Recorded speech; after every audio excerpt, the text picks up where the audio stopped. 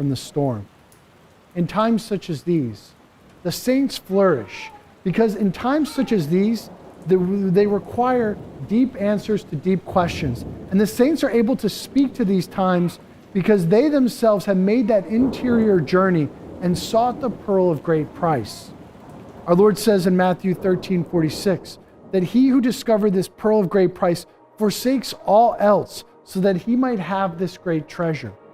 The one who discovers the path of mystical union and intimacy with God has such complete abandonment to divine providence that this world seems but a distraction from true treasure and true peace.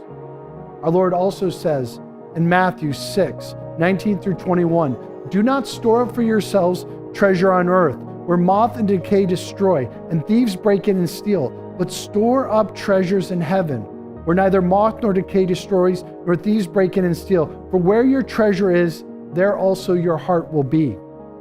The saint has touched eternity in prayer.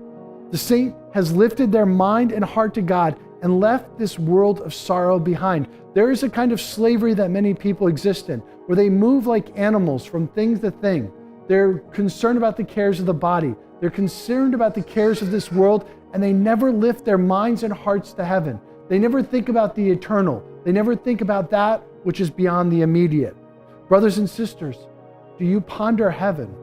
Do you think about it often? Do you ponder that moment when you will die and all will be made manifest? Hear the words of Revelation 21:1 through 4. Then I saw a new heaven and a new earth. The former heaven and the former earth had passed away, and the sea was no more.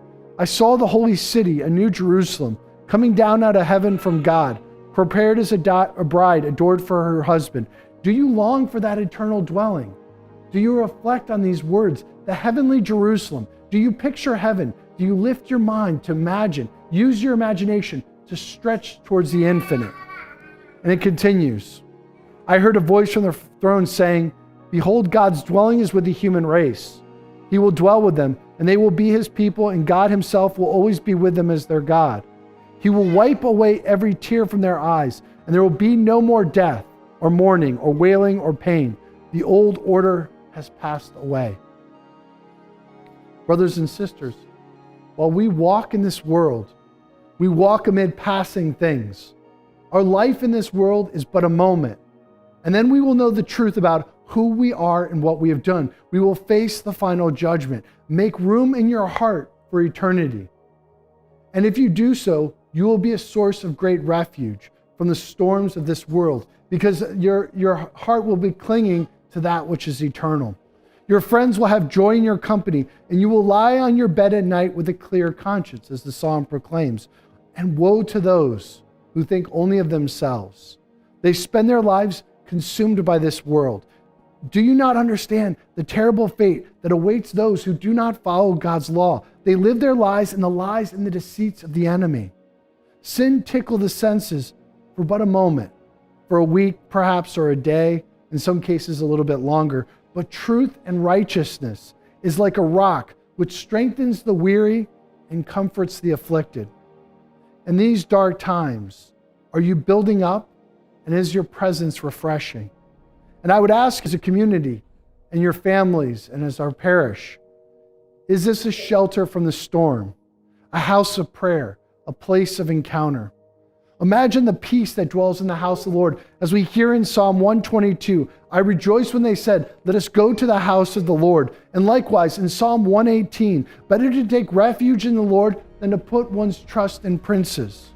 Better to take refuge in the Lord than to put one's trust in mortals. Brothers and sisters, in the darkness of this coming year, and even in the darkness of this coming week, lean on the Lord with all your strength. Let him guide you.